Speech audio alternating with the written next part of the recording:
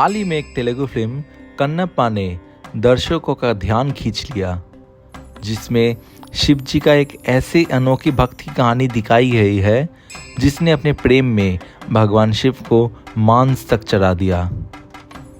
ये कोई आम कहानी नहीं है, ये एक ऐसी भक्त की गाथा है जिसे साउथ इंडिया में तो बहुत लोग जानते हैं, लेकिन नॉर्थ इंडिया में अभी भी काफ़ी लोग इस कहानी से अनजान है।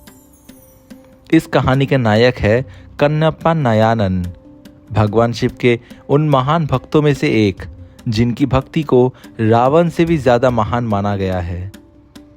कन्नप्पा का असली नाम था तिन्ना। वो आंध्र प्रदेश के एक शिकारी समुद्र से बिलोंग करते थे।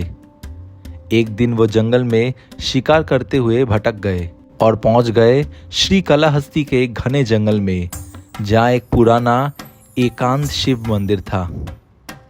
इस मंदिर में सिर्फ एक शिवलिंग स्थापित था। जब तिन्नन का नज़र उस शिवलिंग पर पड़ी तो वो उस दृश्य से मोहित हो गए। उन्हें पूजा पाठ का ज्ञान नहीं था, लेकिन उनका मन शिव जी के लिए शुद्ध भक्ति और प्रेम से भरा था। तिन्ना हर दिन उस मंदिर में आते, अपने शिकार का मांस लेकर शिव जी पर चढ़ाते, जंगल से फूल पत्ते लाते और घंटों शिवलिंग से बातें करते। उनके पास जल चढ़ाने के लिए भी कोई बर्तन नहीं था, तो वो अपने मुंह से ही पानी भरकर शिवलिंग पर चढ़ाते थे। उनकी पूजा थी प्रेम से भरी, विधि विधान से परे। उसी मंदिर की देखभाल एक गांव का पुजारी करता था, जो हर 15 दिन में मंदिर आता था। जब उसने पहली बार शिवलिंग पर मांस और जंगल के फूल देखे तो उसे लगा कि ये किसी जंगली जानवर का काम है। उसने मंदिर साफ किया और जैसे तैसे पूजा करके वापस चले गए, लेकिन ये सिलसिला बार बार होने लगा। आखिर में पुजारी को समझ आया कि ये किसी इंसान का काम है। वो उदास होकर शिव जी के सामने रो पड़े और बोला, हे प्रभु, आप इतने पवित्र हैं, फिर भी अपवित्र चीज़ें आपकी पूजा में कैसे स्वीकार कर रहे हैं। उसी समय भगवान शिव ने पुजारी के मन में एक संदेश भेजा, जिसे तुम अपवित्र समझ रहे हो वो मेरा सच्चा भक्त है। उसे पूजा की विधियाँ नहीं आती, लेकिन उसका मन प्रेम और श्रद्धा से भरा है। मैं उसकी भक्ति से अभिभूत हूँ। अगर तुम मेरी नज़र से देखना चाहते हो तो चुपचाप छुप कर देख लो। पुजारी झाड़ियों में छुप गए। कुछ देर बाद तिन्ना मंदिर आया।